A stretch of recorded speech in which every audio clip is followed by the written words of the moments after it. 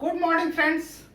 आप जो है हम लोग पिछले सेशन में कुछ टॉपिक पढ़े थे। इसके जस्ट पिछले जो सेशन मतलब चौथा पार्ट था, हम बोले थे कि चौथे और पांचवें पार्ट में कॉम्बिनेशन होगा, उसी पे हम बात करेंगे। चूंकि उसका और इसका क्वेश्चन थोड़ा सा रह गया था, हम वीडियो ज्यादा लंबा नहीं बना रहे थे, इसी के कारण जो है क्वेश्चन रह गया था, लेकिन बहुत ही महत्वपूर्ण क्वेश्चन है, इसीलिए हम इस टाइप के क्वेश्चन को लेकर के आए हैं। पिछले हम पार्ट में क्या पढ़े थे?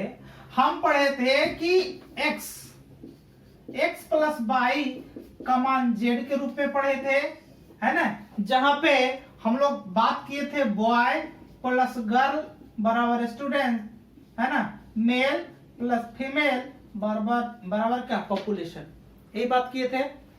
हम बात किए थे सेविंग प्लस एक्सपेंडिचर बराबर इनकम, इसके बाद की, है ना, शॉर्ट फॉर्म में हो गया ना, सेविंग प्लस मतलब सेविंग और एक्सपेंडिचर बराबर इनकम।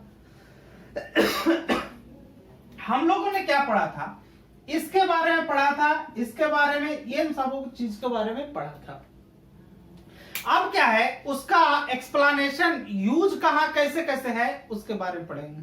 तो पढ़ने का मतलब यहाँ पे देखिए, अगला जो है हम लोग क्वेश्चन लिखे हैं कि एक व्यक्ति अपनी संपत्ति के 2/3 भाग को, हम लोग वहां क्या पढ़े थे, अगर परसेंटेज में कंपेयर है तो परसेंटेज में कंपेयर है, इसका मतलब 100 से कंपेयर, और यदि भाग से कंपेयर है तो उसका कंपेयर किससे? 1 से, ठीक है। और अगर वृद्धि होता है तो हम प्लस साइन का प्रयोग करेंगे, कमी होता है तो कहां माइनस साइन का प्रयोग किए थे। इन्हीं सब चीजों को लेकर के पिछले पार्ट में हम बात किए थे। आज उसी को और आगे बढ़ाना है और क्वेश्चन जो डाइवर्ट करके क्वेश्चन पूछता है उसके बारे में बात करना है। कह रहा कि एक व्यक्ति अपने संपत्ति के 2/3 भाग को 12% लाभ पर बेचा, जबकि शेष भाग को 9% हानि पर बेचा। कह रहा है कि 2/3 भाग को लाभ पर बेचा, तो 2/3 भाग को लाभ पर बेचा मतलब 2/3 प्लस क्या कर रहा है, 2/3 भाग को लाभ पर बेचा 12%, यानी कि 12% लाभ पर। और क्या कर रहा है कि शेष भाग, तो शेष भाग कहां से आएगा? 2/3 तो निकाल लिए तो 1 में से ही निकालेंगे ना, तो कितना हो जाएगा 1/3, एलसीएम लेकर के घटा के निकालेंगे तो 1/3 आएगा। तो यहाँ कितना हो जाएगा 1/3 गुना, कह रहा है कि 1/3 भाग को जो है शेष भाग को कितना 9% हानि पर, तो यहाँ कितना -9, यही ना। कह रहा है कि बेच दिया, यदि उसे कुल पर कितने रुपए का लाभ हुआ? कुल पर कितना? कुल 500 रुपए का लाभ।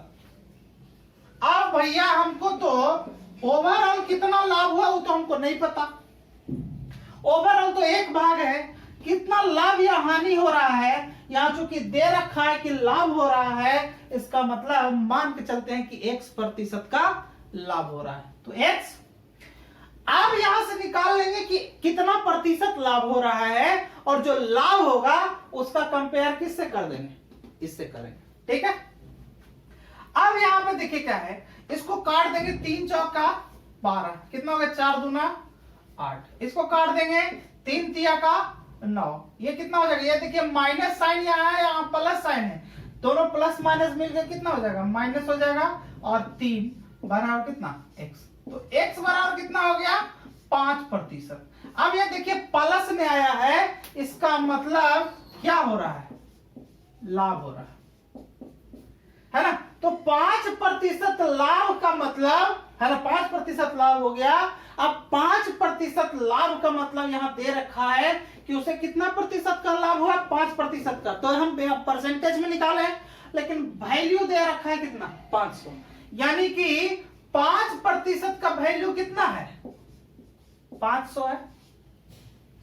5% का वैल्यू 500 है ना, इसलिए 1% का वैल्यू कितना? 500 और बटा कितना? 5। अब हमको पूछा क्या है कि संपत्ति, तो संपत्ति कोई भी अपने संपत्ति अपने आप में क्या होगा? 100%। ये 5% का वैल्यू निकला है, तो हम 100% का वैल्यू निकाल देंगे, है ना। तो 100% का वैल्यू निकालेंगे तो कितना हो जाएगा 500/5 और गुना कितना 100, काट देंगे 5 से 20 बचा 100, कितना हो जाएगा गुना कर देंगे 5 दूनी के 10, मतलब 10,000, है ना। 10,000 उस संपत्ति का प्योर वैल्यू होगा, ठीक है। तो मेरा देखिए पिछले वाले में हम क्या बताए थे कि सिर्फ यहीं तक माजरा रह जाता था, इतना तक ही माजरा रह जाता था, हमको यही निकालना होता था, लाभ या हानि, इसके आगे नहीं पूछता था। तो अब जो है इस टाइप का क्वेश्चन पूछने लगा है, इसलिए हमको यहां बताना जरूरी हो गया, है ना। तो इसी टाइप का दूसरा क्वेश्चन देखते हैं। अगला क्वेश्चन क्या है, कह रहा है कि एक व्यक्ति अपने संपत्ति के 4/5 भाग को 35% लाभ पर बेचा है। तो जैसे ही भाग का कंपेयर आ गया, उसका कंपेयर 1 से करेंगे। तो हम यहां लिख दिए 4/5, है ना। और कह रहा है कि 4/5 भाग, तो बचेगा कितना, देखिए 4/5 भाग को 35% लाभ पर बेच दिया और शेष भाग को 9 यहां पे 9% नहीं, यहां पे कर लीजिए 25%, ठीक है। यहां पे क्या कर लीजिए 25%। तो 4/5 भाग को कितना पे बेचा 35% लाभ, तो शेष कितना बचा, तो यहां 1 - 4/5 कर लीजिए, क्योंकि हम भाग में कंपेयर कर रहे हैं तो 1 से कंपेयर करें, ठीक है। तो यहां पे कितना हो जाएगा 1/5, क्योंकि एलसीएम ले लेंगे तो 5 में से 4 घटेगा तो 1 हो जाएगा, 1/5। यहां 4/5 प्लस 1/5 बराबर 1, ठीक है। अब क्या करना है कि कहा कि 4/5 भाग को 35% लाभ पर बेचा है ना। तो लाभ पर बेचा है, इसका मतलब प्लस 35 से गुना हो जाएगा। लेकिन कहा कि शेष भाग ये है, तो किसको 25% हानि पर, यानी कि यहां गुना -25 हो जाएगा। तो कह रहा कि यदि कुल उसे कितना रुपए का लाभ हुआ है, 1150 रुपए का लाभ हुआ है, 1150 रुपए का क्या हुआ है लाभ हुआ है। तो हमारा ओवरऑल कितना लाभ या हानि हुआ होगा वो हमको नहीं पता है, तो यहां ओवरऑल में 1 से गुना कर दिए। इससे होगा ये कि आप अगर जो ओवरऑल का लाभ निकालेंगे तो परसेंटेज में निकल जाएगा और परसेंटेज का कंपेयर वैल्यू से कर देंगे, है ना। तो पहले यही काम करेंगे। तो यहां से पहले आप तोड़ के निकाल लेंगे, यहां काट देंगे 5 सत्ते कितना 35, ये 5 बचे कितना 25। यहां देखिए 7 गुना 4 कितना हो जाएगा 28, और माइनस प्लस माइनस, यानी माइनस यहां हो जाएगा -5 बराबर कितना हो जाएगा x। तो x का वैल्यू कितना हो जाएगा, ये 23% में हो जाएगा। अब 23%, यहां कुछ नहीं, साइन आया पॉजिटिव, इसका मतलब कितना हो गया लाभ हो गया। अब देखिए कह रहा है कि ये जो है यदि उसे कुल 1150 रुपए का लाभ हुआ है, मतलब लाभ पैसा में बता रहा है इतना, परसेंटेज में बता रहा है इतना, यानी कि, है ना, चूंकि यहां पे लिखते हैं 23% का मान कितना है 1150, हम इसलिए 1% का मान निकाल देंगे, है ना, कितना 1150 और बटा कितना 23, है ना। कोई भी चीज अपने आप में क्या होता है 100% होता है, तो हमको 100% का निकालना पड़ेगा। यहां 1% के लिए निकाल दिए तो 100% के लिए निकाल देंगे, तो कितना हो जाएगा 1150 बटा 23 और गुना 100, काट देंगे 23 बचे 15 से और 0, ठीक है। तो ये जो आएगा वैल्यू हो जाएगा कितना हो जाएगा 50 और गुना 100, 50 गुना 100 ही ना, बराबर कितना 5000, ठीक है। तो कहने का मेरा मतलब है यदि भाग में, फिर से एक बार दोहरा दे रहा हूं, अगर परसेंटेज में पूछे, अगर परसेंटेज में पूछे तो 100 से कंपेयर, और भाग में पूछे तो 1 से कंपेयर। ये हमेशा दिमाग में रखना। वो इसलिए कहते हैं, जैसे यहाँ देखिए भाग दिया 4/5 भाग, तो 4/5 भाग तो लिख दिया। अब यहाँ बोले शेष भाग, तो शेष कहां से लाओगे? तो शेष वहीं से लाओगे, एक में से उस भाग को घटा दोगे, तो 1 - 4/5। इसी तरीके से आप एलसीएम लेके, यहाँ हम डायरेक्ट लिख दिए हैं, आप इसको ऐसे भी कर सकते हैं, आपकी मर्जी है। 1 - 4/5 को लिख सकते हैं ना, ये 5 एलसीएम हो गया, कुछ नहीं है तो 1 है, तो 5 एकम 5 और माइनस 5 एकम 5 एक मरतबे है, 4 से गुना होगा तो 4 बराबर 5 - 4 बराबर 1/5। आप ऐसे लिख सकते हो, ऐसे बना सकते हो। आपका कैलकुलेशन, दिमाग जितना तेज कैलकुलेशन करे उतना बढ़िया, ठीक है। तो इसके बाद अब देखिए, ये तो जो है संपत्ति के बारे में था। अगला जो पॉइंट है, क्वेश्चन को कैसे घुमाता है आपको, आप क्वेश्चन के हिसाब से समझेंगे। जैसे कोई 2 बच्चा है, 2 आदमी है, उसका वजन के हिसाब से कंपेयर कर देगा, तो कैसे क्वेश्चन आता है, क्वेश्चन के हिसाब से समझते हैं। देखिए अगला क्वेश्चन जो लिखा हुआ है, ये एसएससी सीजीएल में पूछा हुआ क्वेश्चन है। यहां पे बताने के पीछे कारण ये है कि जो हम टॉपिक बता रहे हैं उससे आपको कोई लाभ है या नहीं है, होगा कि नहीं होगा, है ना। इसीलिए हम यहां इस क्वेश्चन को लिखे हैं। क्वेश्चन थोड़ा सा मजेदार है, थोड़ा बड़ा है, लेकिन जो है इसका सॉल्यूशन बहुत छोटा है। जैसे हम जो पैटर्न पे बात कर रहे हैं उसी पैटर्न पे बात करेंगे। ये सीजीएल में भी पूछा है और एनटीपीसी में भी पूछा है ना, एनटीपीसी में भी पूछा है। तो हमेशा याद रखिएगा, पैटर्न कभी, तरीका कभी आपको बदलने नहीं जा रहा, है ना।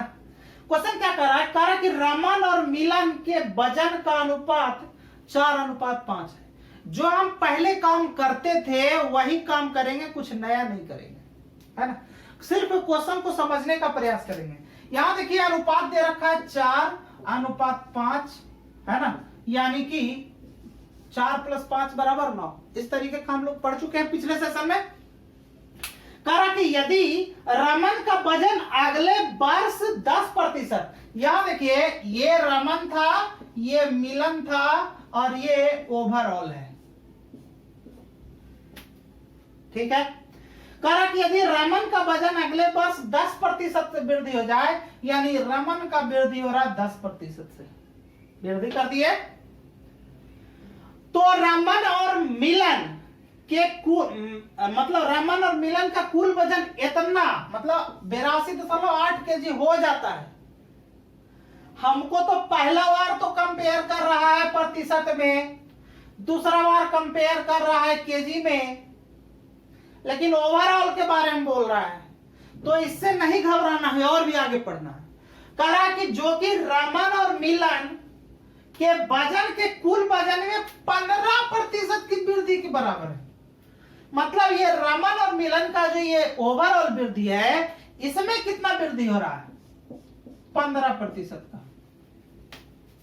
तो कह रहा है कि बताएं कि मिलन के वजन में कितना प्रतिशत वृद्धि होगा। तो मिलन के वजन में कितना प्रतिशत का वृद्धि होगा, 23। अब एक चीज देखिए, आपको क्या करता है एग्जामिनर, आपको सिर्फ क्वेश्चन को बड़ा कर देगा और आपको डाइवर्ट करने का कोशिश करेगा, है ना। तो कोशिश करेगा, यहां देखिए ये आपको घबराने के लिए दे दिया है कि 82.8 kg हो जाता है ना। तो आपको घबराना नहीं है, पहले क्वेश्चन को अच्छी तरीके से पढ़ना है। और जितना, एक बात ध्यान में रखिएगा, कमीशन, वनडे एग्जामिनेशन वाला जो कमीशन है वह क्वेश्चन हमेशा बड़ा देगा, लेकिन उसका जितना बड़ा क्वेश्चन रहेगा उतना छोटा उसका सॉल्यूशन होता है ना। कभी भी इस टाइप का क्वेश्चन आए तो समझ लीजिए कि उसका सॉल्यूशन छोटा ही होगा, बिल्कुल छोटा होगा। ऐसा नहीं है कि सब में छोटा नहीं होता है, किस में छोटा नहीं होता। जैसे मान लिया कैलकुलेशन, कभी कभी कैलकुलेशन छोटा वाला दे देता है जो कि बहुत टाइम लगता है, और अगर जो मान लीजिए कि वर्डिंग में लिख के दे दिया, इसका मतलब है उसका सॉल्यूशन बहुत छोटा होगा, ठीक है। तो हम क्वेश्चन पे आते हैं। यहां देखिए इसका कंपेयर जो लिखा हुआ है उसको 40 दें, मतलब 10 हो के 40 और प्लस कितना हो जाएगा, यहाँ 5x बराबर, ठीक है। यहाँ कितना होगा 15 गुना 9, 15 नमा कितना 35 से मतलब 135, ठीक है। अब क्या करेंगे, इसको इधर ले जाएंगे तो 5x बराबर कितना हो जाएगा 135 माइनस कितना 40, तो 5x बराबर कितना हो जाएगा 95 हो जाएगा। अब 5 से काट देंगे, 5 से 19 बचे 95, x बराबर कितना 19%। अब देखिए 19% जो आया, यहां देखिए बढ़ा, प्लस में आ रहा है, इसका मतलब जाहिर सी बात है कि बढ़ेगा, तो 19% क्या हो जाएगी वृद्धि हो जाएगी, है ना। तो किसके मिलन के वजन में कितना प्रतिशत का वृद्धि 19% का वृद्धि, ठीक है।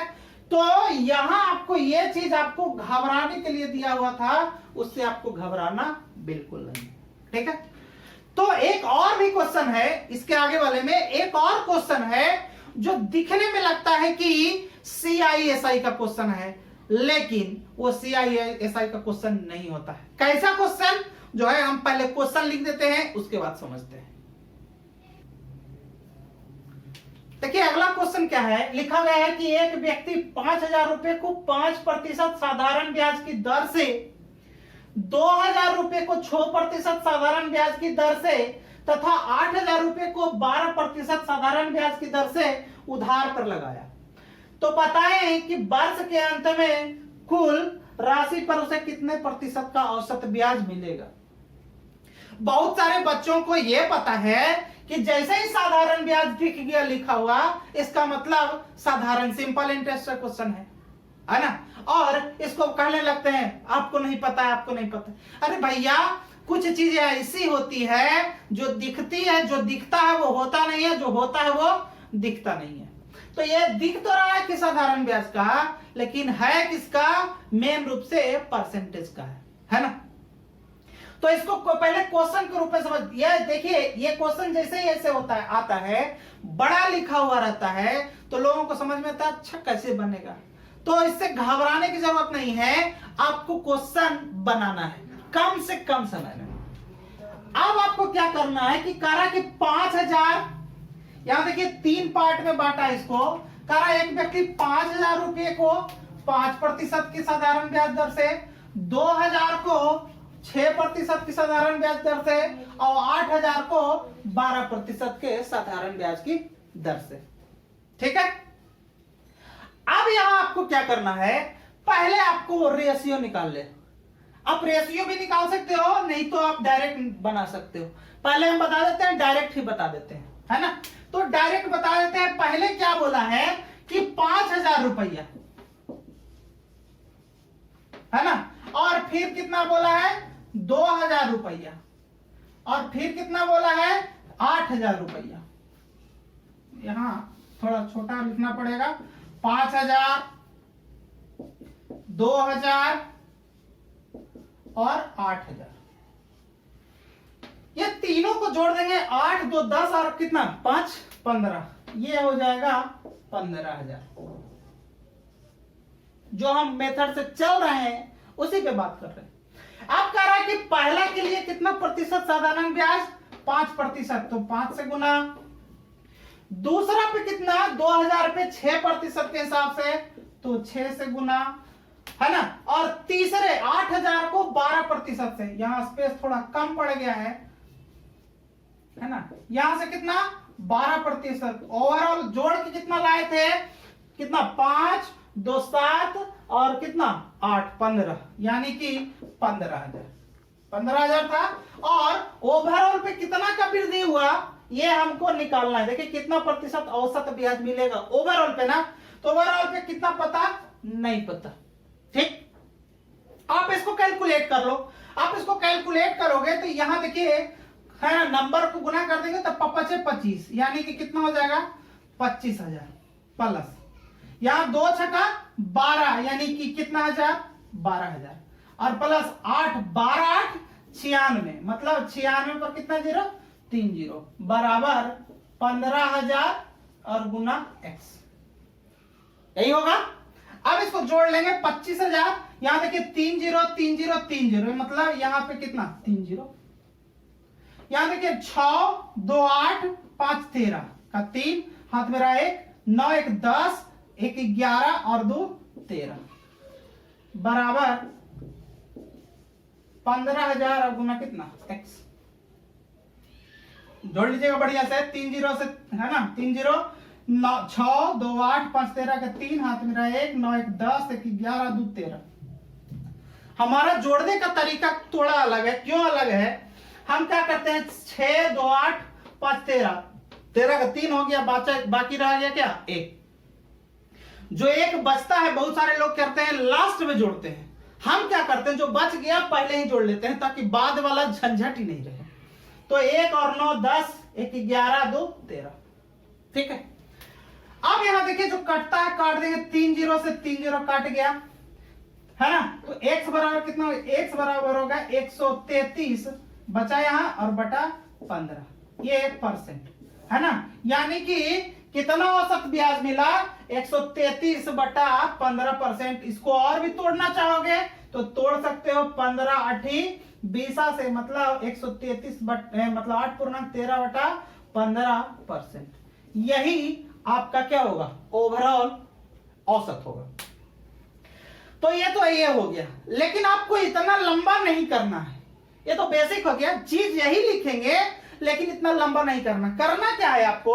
यहां देखिए 5,000 है, 2,000 है, 8,000 है, तो यहां 5,000 प्लस, यहां लिख दे रहे हैं फिर से लंबा करके, 5,000 प्लस 2,000 और प्लस 8,000 बराबर 15,000। इसको रेशियो बना देते हैं, छोटा कर देते हैं, इसमें भी 3 0, इसमें भी 3 0, इसमें भी 3 0, इसमें भी 3 0। अगर सभी में बराबर है तो उसको क्या कर देंगे? काट देंगे, ठीक है। तो यहां कितना हो जाएगा? 5 प्लस 2 प्लस 8 बराबर कितना? 15, ठीक।